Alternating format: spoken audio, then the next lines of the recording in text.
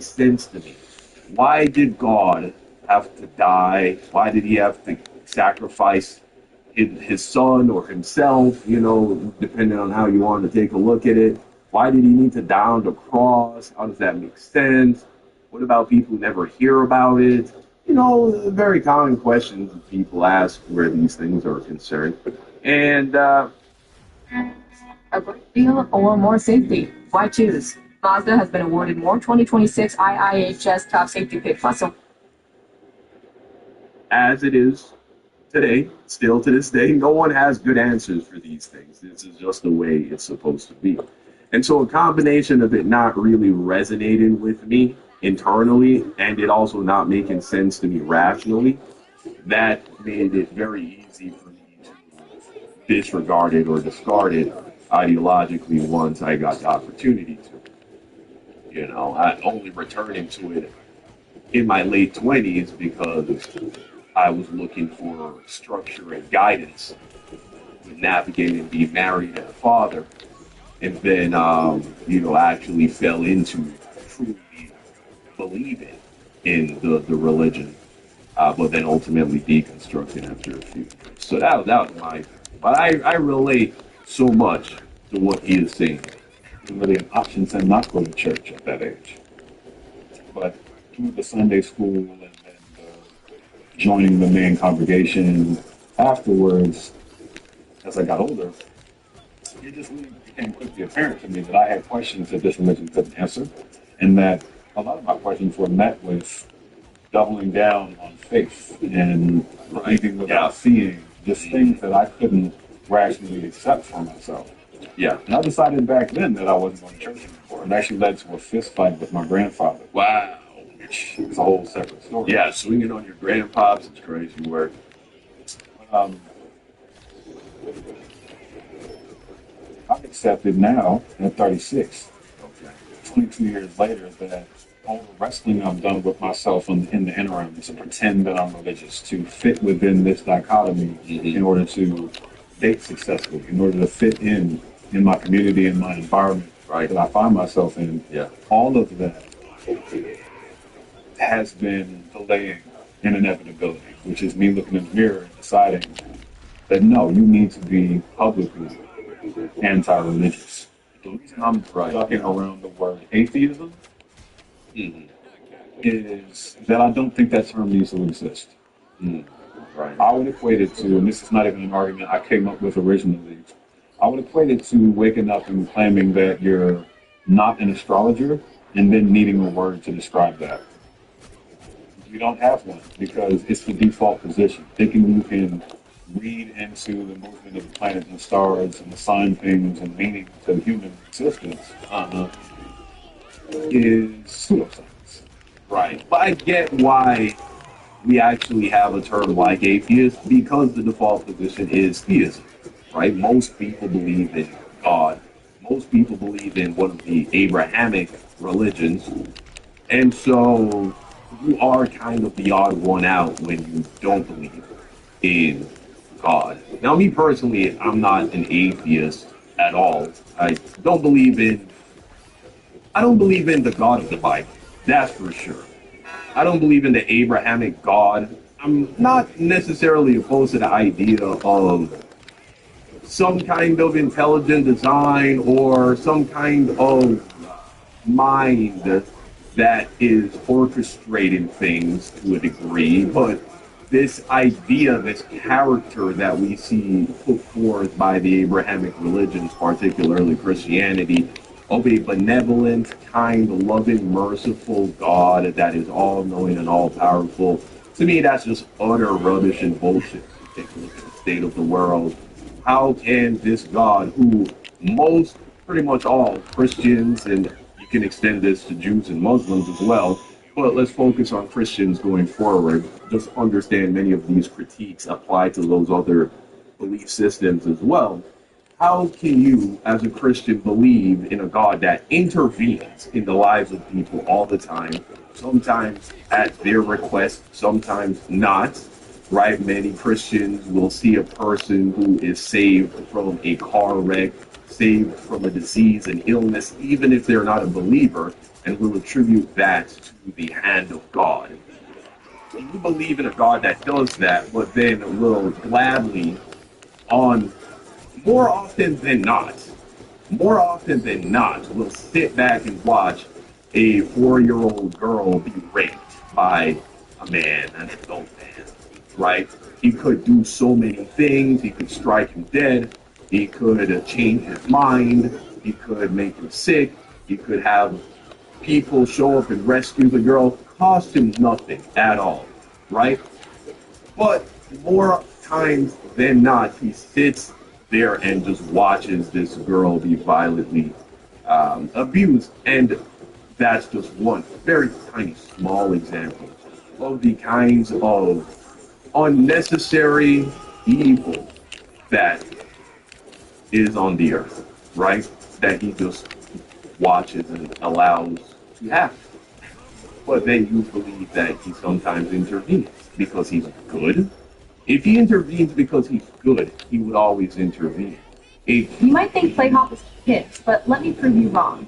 There are many different types of games on Playhop, such as simulators, puzzles, arcades, sports. Basically, there's something for everyone. My favorite games are strategies with multiplier games, because there's a good cop is not a cop that picks and chooses when he wants to do the right thing and help people and save people.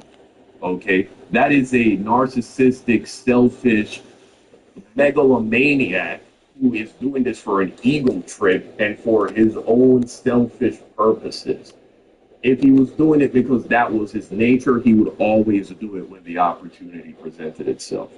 And so that if we have some kind of intelligent, conscious being observing this and making it do what it do, ain't no way that nigga is good, bro. Ain't no way that nigga good. He is something else, right? He is something else. He might be more like the relationship between us and animals, okay? Because on one hand, the same person who will maybe save an animal, an injured animal, will then turn around and eat a chicken for dinner, or you know what I mean, eat a mammal for dinner, gladly have its throat cut. And so, from the perspective of the animals, they would be able to say something like that about us, right? Oh, like, you know, are humans good? Are they good? It's not the kind of relationship we have with animals. And so if there is some kind of a God, that's probably more what it's like. But that aside, I am spiritual. I do believe that there is a dimension to our reality that we cannot observe in the physical realm that is very much tied to the physical realm and affects the physical realm, and we affect it. It's linked. It's just not visible, right? So I do believe in that. And likewise, there are parts of religion that are pseudoscience. There are parts of religion that are fables, that are myths. Christians would very quickly identify Greek mythology as just that, mythology, Right. as myths. And the problem here is with all the miracles described in the Bible and all the words of these holy books, the Christian God doesn't have that many differences from Zeus. Yeah. Zeus has impregnated women without another man being involved in the equation. Right. Yeah. Zeus has struck people down for blasphemy. Yeah. And look, this the reality is everything I just said, and even what Cam is going to say here, as critiques of the logic behind Christianity. These aren't things that will change the mind of the Christian. So let's fast forward to the part where he just talks about his experience of being a black atheist. It is a foolish error to try and wake up a person out of religion. It kind of has to just happen on its own. You know what I mean? I don't know if any person, like you already were like looking for a way out, or are looking for a way out, or are in doubt or are not convinced if you hear an argument against your religion and it actually shakes your faith. You like it, something has to already not be making sense to you on a level for these things to resonate with you. We're at a place where our country is being run by these people. It's being run by religious people. Right? Yeah. We effectively live in a theocracy in America, which highlights the fact Yeah, that in a religions lot are of ways. not inherently good. They do not inherently bring people together and make the world a better place. Right. Some of the countries that index highest for general happiness and lack of armed conflict Uh-huh. are the most atheistic. Yes. Australia, Denmark, Nordic countries, Europe in general, is less religious than what we have going on over here. And we're the biggest warmongers on the planet. Yeah. We're the source Right. for most of the armed conflict across the world because we have the most military bases across the world. I'm referencing country. Also the most bloodthirsty. Muslims aren't far behind in this regards, right? It's just a function of the Abrahamic religions in particular. I'll be honest, these kinds of problems don't arise with Buddhism. You know what I mean? But no, that's off the top of my head. These are just things that I've thought about for decades and listened to scholars on both sides, religious scholars, non-religious scholars. And while I would technically classify as an agnostic atheist if you want to nail down my beliefs, because I don't believe in the existence of a God, and I'm also comfortable saying I don't know if there's a God or not. A Gnostic, on the other hand, would say that they know for sure that there's no God, and that agnostic-Gnostic dichotomy also applies to theism. There's people who are religious and know for sure there's a God, and there's people who say they don't know, but they know that a God exists, but they don't know much about that God, or they can't be sure. Yeah. That confuses me a little bit. Right. How can you be a theist and also be uh, agnostic? But anyway, Right. it's complex. Being a human is complex. These systems build up so much community and belonging and well-being while simultaneously oppressing groups in just a sweeping, massive, harmful way. Yeah. And they somehow balance that by claiming that that's just how God is. These are just the rules. We're just following. Yeah. It may seem cruel that babies get cancer. It may seem cruel that people who are devout have the most terrible things done to them across the world. Right. And that God could stop it, but chooses not to. But that's just how God works. We're just puny humans and we can't understand why he would do these things. Yeah. Right. Or why he is he in the first place. Oh yeah, there's that as There's a well. lot of Yeah. It serves the and body wash, warm cinnamon, and spicy colors. Crafted with plant-based moisturizers for smoother, healthier food and skin. Elevate your scented food with Dove Men Plus.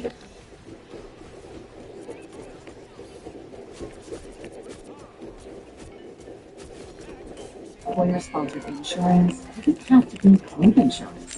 Group health plans often come with rising and unpredictable costs. Now, a new form of employer coverage called an ICHRA can help. ICHRAs make health-free expenses stable.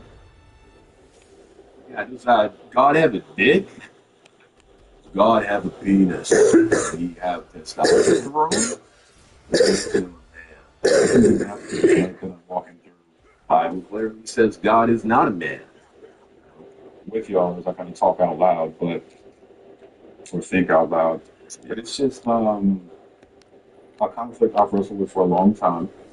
And I have to finally admit to myself that this is not something that reflects my view on the world. And there's a real cost for that. I'm going to lose.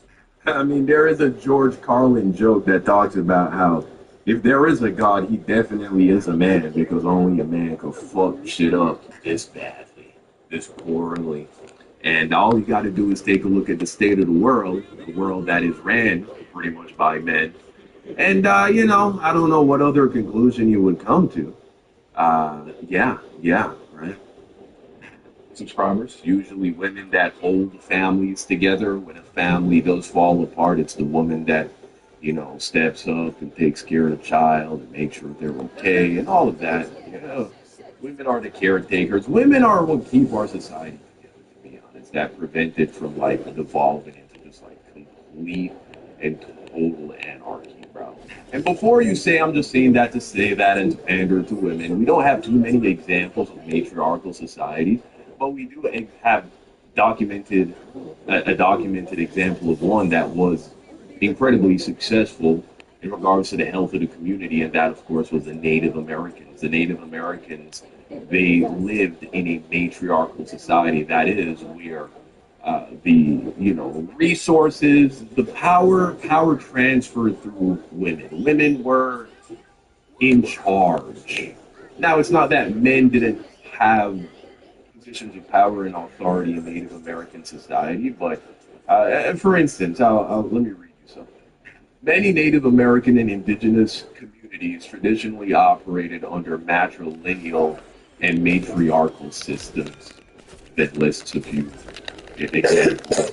Navajo, Hopi, tribes. In these societies, women held profound political, social, and economic authorities, such as owning property, passing down clan lineage, and appointing male chiefs, rather than the patriarchal What the hell are you watching? later by European colonization.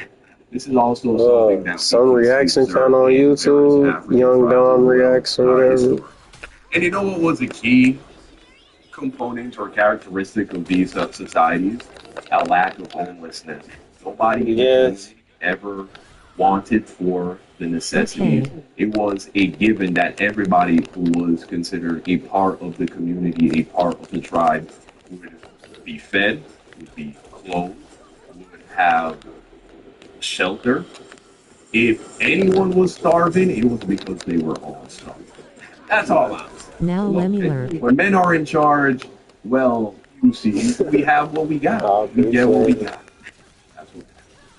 And of course, what does the I was Bible trying to practice with teach? Deadpool or Tankpool so I could see if I could play with the hood when he come out, but my teammate picked Deadpool and didn't want to switch off, so fuck it. I have to finally admit to myself that this is not something that reflects my view on the world. I mean, I heard the hood game style would be like playing Tankpool, so I'm like, let me see if I could play with Tankpool. Probably right now as we speak. Friends. Welcome. I'm friends with a couple of devout couples. Right. Yeah. And I love them dearly. Sure. These people have become important to me. Sure. And I will suffer without them in my life. I will be even more isolated. But if they react to what I'm saying here, what I've said in other videos, Right. in a way that convinces them that I'm no longer a person that needs to be in their community, Yeah. then I'm going to pay that price. Look, if you don't want to be friends because, or you don't want to fuck with me because I believe that your religion is bullshit and harmful in a lot of ways, that's fine. That's okay. I respect it. And that's going to hurt. It's going to suck. On the flip side, I've been trying to date. And when I try to date people who are religious, Right. Yeah. it's always me trying to bend myself into a pretzel to accept their view of the world. For sure. There's several instances in my life where I've had to take a stand and admit something to myself. Admit that I believe or don't believe something. It's more than just me venting about my personal life and my struggles. I think I'll be okay. I'm monogamous, so I only need to find one person to date. Trying to date Black women as a non-religious person is like pulling teeth, especially in the Bible Belt. Yeah, you just gotta go to the club, man. Probably a good chance if you're looking for a woman who's not really religious, go to the club and just talk to Shit, what? the ones who are there having a good time. Right. Although you do have a lot, and that's like kind of referring back to the paradoxical nature of Black Christianity that I was talking about earlier. Same chick shaking ass and taking shots Saturday night is praising Jesus Sunday morning. You can find that. So, maybe that isn't the perfect solution. Also, they say, however you find them is how you're going to leave them. And if you don't really want a club girl kind of chick to wife up, then maybe don't look into club. But hey, a lot of good women have fun going to the club with your girlfriend too, though. So it's not all. But you know, I guess you got to go where they're at, right? The women who are likely not going to be super religious. Too.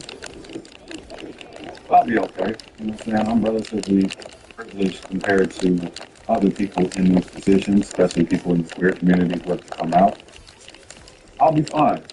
But there's people watching this who won't be, Right. unless they're given the strength or the reassurance that who they are is okay.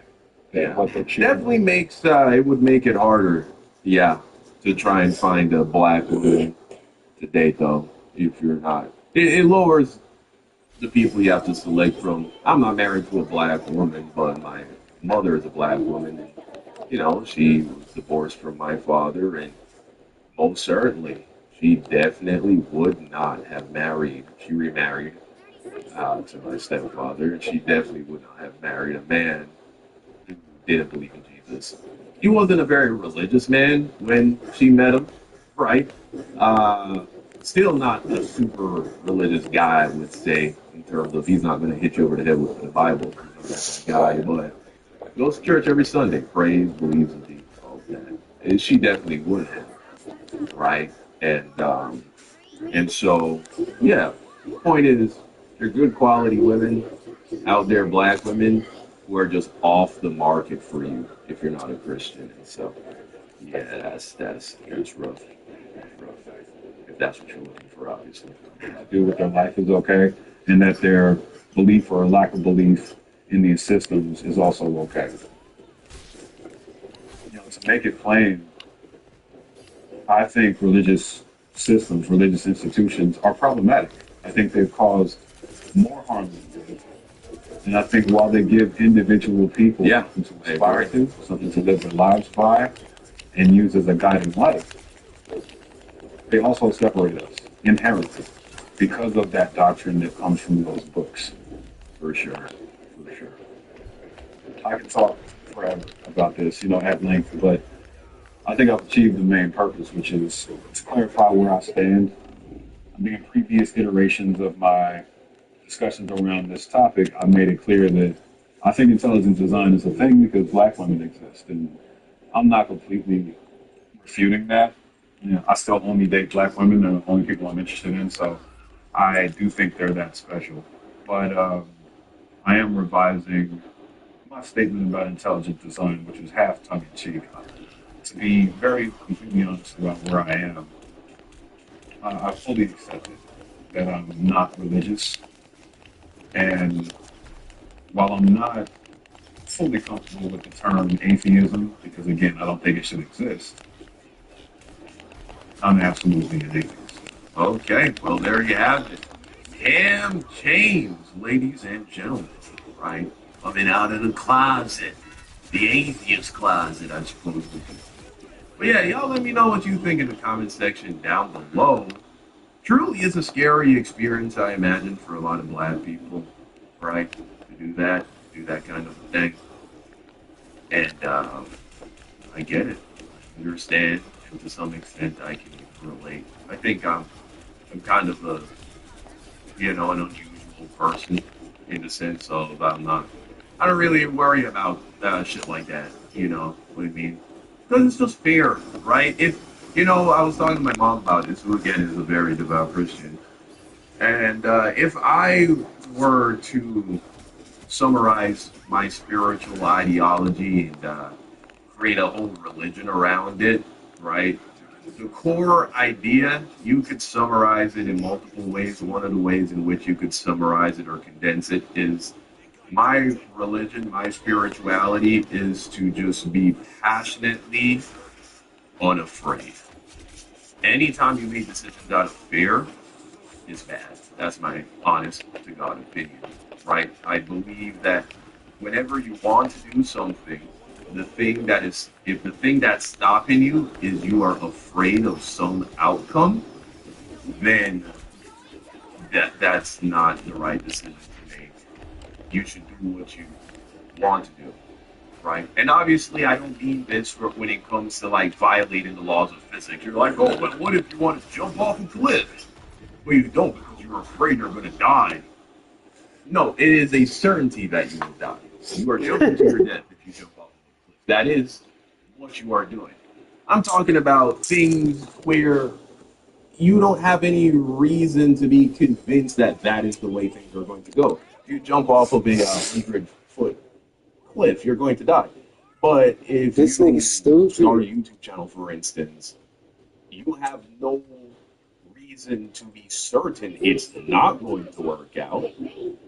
But if you don't do it because you're afraid it might not work out, if you don't ask that girl out because you're afraid she might say no, these are not things that are certain in that way. Yeah, so I'm sure now you understand exactly what it is I mean when I say my spirituality, one way you can think of it, is just being passionately and aggressively unafraid of outcomes. In my experience, any time I yield or have yielded to fear, it never works out in my best interest. It's always bad. It's always bad, man. Yeah, and when you take a look at bad decisions, when people make bad decisions, you can often find fear underneath it all, right? Fear of what other people might think, fear of how something might play out, fear of what you might lose, fear of what you might miss out on. A lot of bad decisions, all bad decisions, I honestly think you can find at the base of it being afraid of something. But that's just one way. But anyway, that's it. You let me know what you think in the comments section down below. Thank you for watching. Until next time.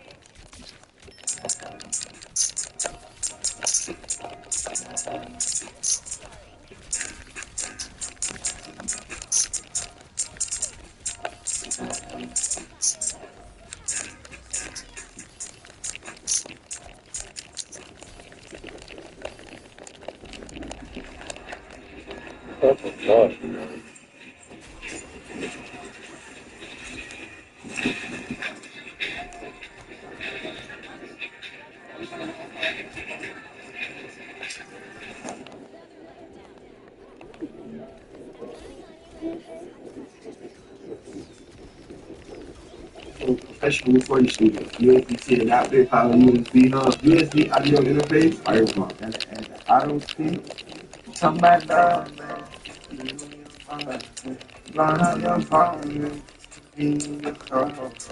Shot with you. No, man. You know you're high, man. Somebody down, man.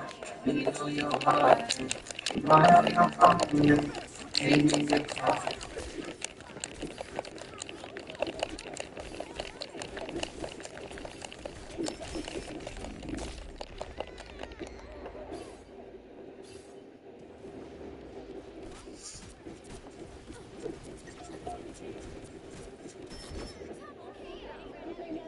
Flushing your plants before harvest. Is it outdated? Come on, let's see what the real science says.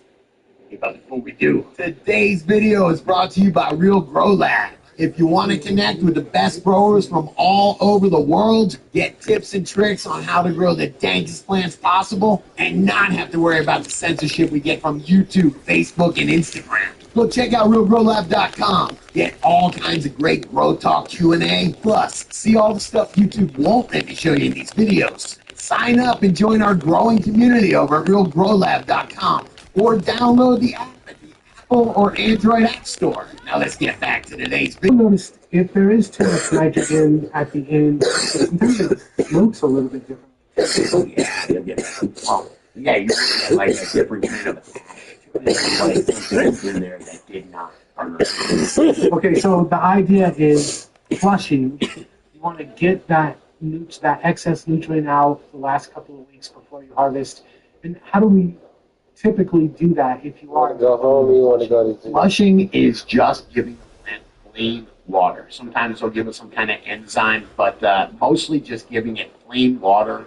And the idea is you're washing the nutrient out. And you started the video off with, is it an outdated idea? I know that from conversations, you said you used to be a huge proponent of flushing. Yeah, because I used to use, remember the last video, if you're not watching these in order, the last video we talked about cation exchange capacity, or CEC. It was the ability of the soil or the media to hold onto that nutrient particle.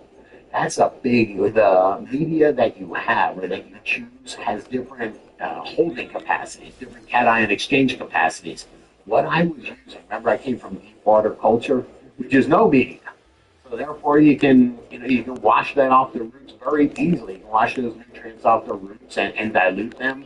Then I went to rock wool. And rock wool is the same thing. It's ground up rock, or it's spun rock. So it doesn't have a bunch of nutrient holding capacity. So you can wash that nutrient right off. And you're talking about specifically when people are mixing their nutrient in with their water. Right. In deep water, those roots are getting in that water with that nutrient mixed in. Yeah, and rock wool, think about washing it off a rock. Those, very easy, right? There's nothing bonding it to there. And now go into what I'm growing in now.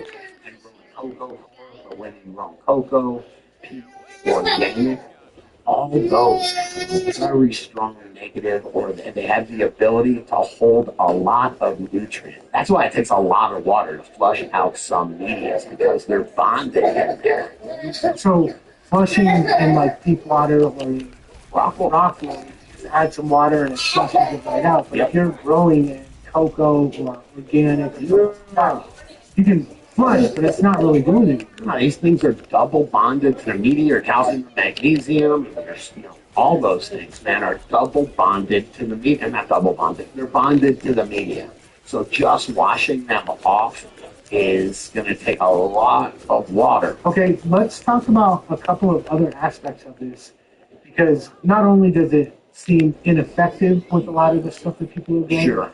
but you've also taught me a couple of things about where it really isn't even necessary. Yeah, well, first off, I want to say that there's an 8-week flowering cycle. So if you are flushing for 2 weeks, right, even in math, it's 25% of your flowering cycle that you're not giving it nutrients. Now, those plants do slow down. By the time, it's a big deal that these are annual plants. By the time they're flowering, they are old and they're slowing down, and they're just basically trying to get through the process of making a seed. And Jaron from Newville, he was telling me about something called senescence. Yeah, the senescence means the plant is getting old, it's dying. It's just not as hungry anymore. Not only is it not as hungry, don't forget those microbes in that soil, everything working in the soil, that all comes from the plant pumping sugars down to it. Think about it, man. That plant is about, it's a couple weeks away from dying. It is not pumping down sugars as much. So what's that mean? Those microbes that protect and colonize all over those roots, well, they're not going to push up nutrients anymore. The exchange has slowed.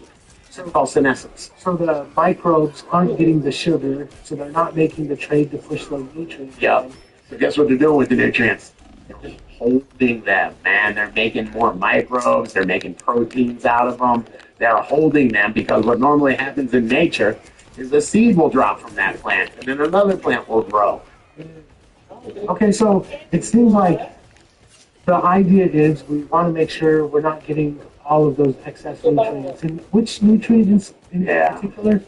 Nitrogen is the real culprit. Okay, so we want to make sure we're not pumping our plants full of nitrogen, especially at the end. But it seems like with the microbes and with throwing in some other media, it seems like that's already being taken care of by itself. With the 3 bottles, the Grow Micro and Bloom, you're saying? Well, specifically, instead of flushing the nutrients out, the plant, the microbes, the media that we're growing in, they're kind of already doing that same effect. Definitely want to keep the nitrogen down as you get closer and closer to harvest, closer to senescence. It doesn't need that much nitrogen. Nitrogen's for aggressive growth. But it sounds like even if there's still nitrogen in Oh, it'll eat it. Yeah, nitrogen's very easily assimilated by the plant. so even still, You gotta go to the it seems like bathroom. once it gets to that into the No, Cool? microbes and the soil, preventing it from going into the things Oh. A big deal. Thank you for the softball, sir. But it really is. When you have the ion exchange capacity, Sorry, Dad, I hear a it. bunch of soil microbes there. Those microbes are either able to hold that nutrient, which is what we were talking about for the next generation, or they're able to release it. And these things are alive. They want to stay alive, and they have some kind of, they know when they're hungry. They know when they're being fed and when they're not.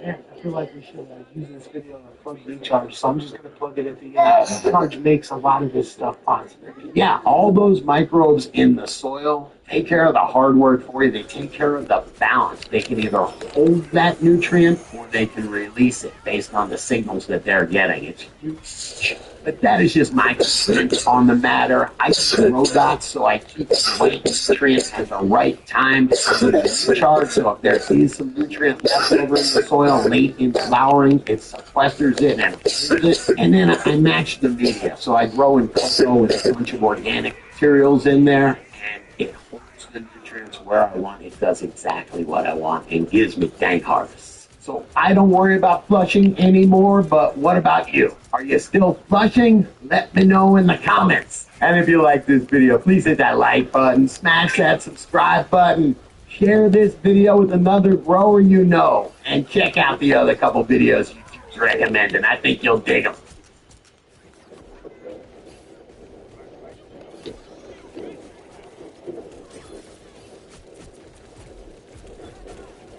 Diving into the most common mistakes new cannabis growers make and how to avoid them. From overcrowding your grow space to ignoring your plant's environmental needs. Stick around and let us help you get set up for success. Hey, but before we do, today's video is brought to you by Real Grow Lab. If you want to connect with the best growers from all over the world, get tips and tricks on how to grow the dankest plants possible, and not have to worry about the censorship we get from YouTube, Facebook, and Instagram. Go check out realgrowlab.com. Get all kinds of great Grow Talk Q&A. Plus, see all the stuff YouTube won't let me show you in these videos. Sign up and join our growing community over at realgrowlab.com. Or download the app at the Apple or Android App Store. Now let's get back to today's video. Come on, Hi-C, you ready to jump into it?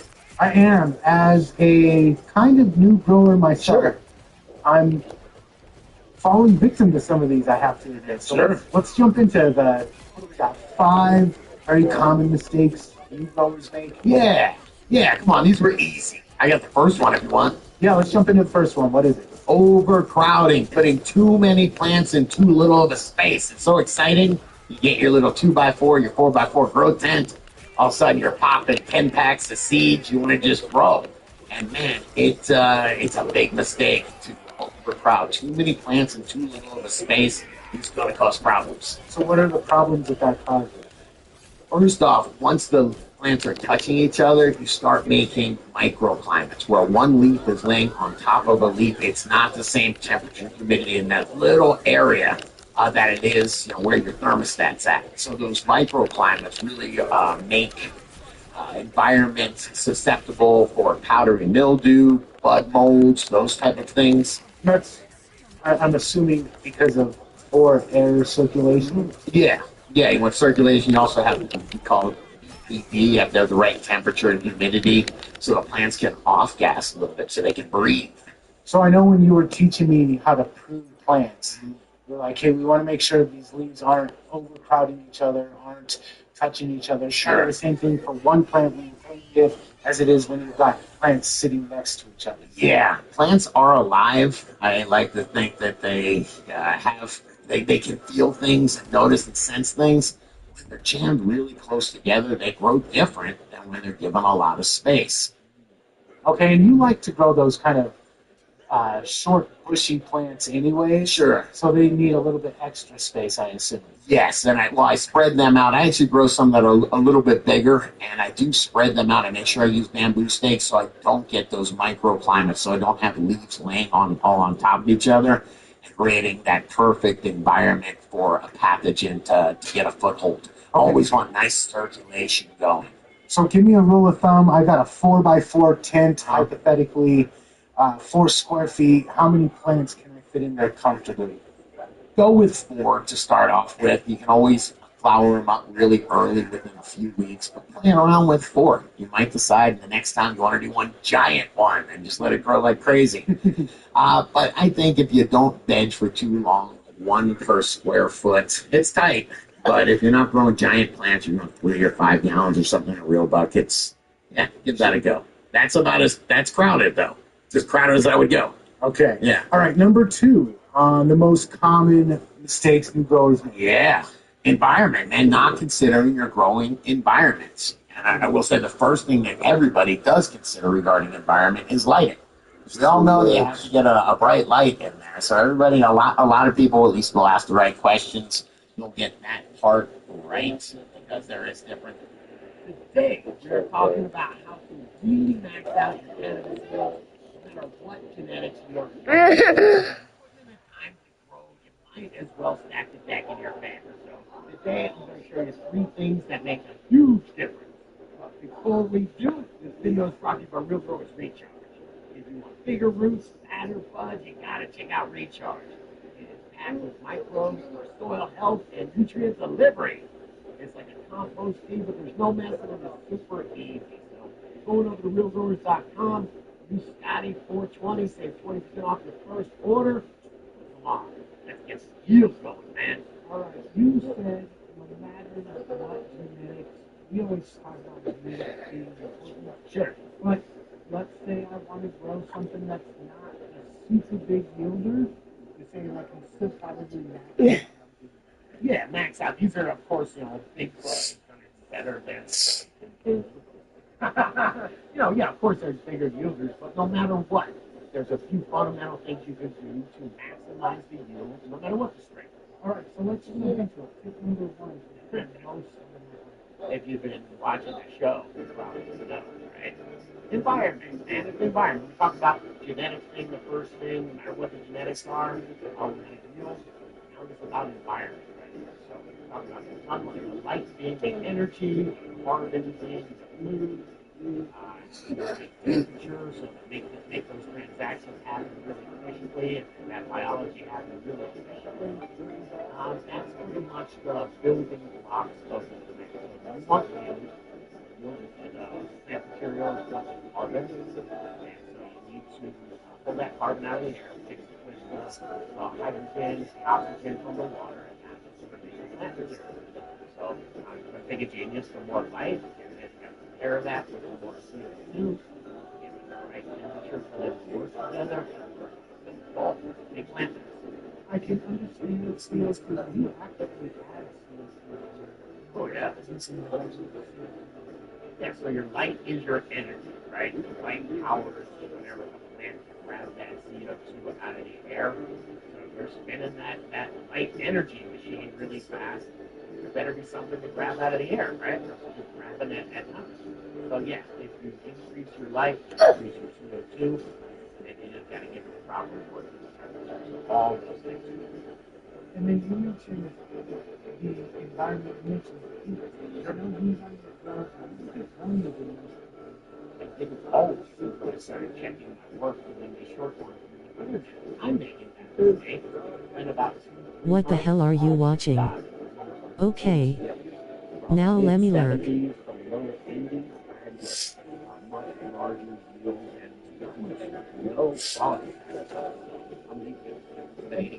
why is It just speeds up the metabolism. I mean, you can anthropomorphize it. Now, when you go outside and it's cold, you're not really working too much. Metabolism, you got to warm yourself up to get going. There's an optimal range for us to work out in. There's an optimal range for plants to warm themselves up as well. Okay, but we do need to take into consideration one environment does invite some problems into consumer. Yes, plants are alive, so they're speeding up the metabolism of the plant. You know what else is alive? Bugs. So if you're going to speed up the metabolism of bugs, it's crazy. I was looking at the chart one time, and it's like the difference between bugs at 60 degrees and bugs at 80 degrees is like 100x. Like You need a cup of noodles. Oh, here, Dada.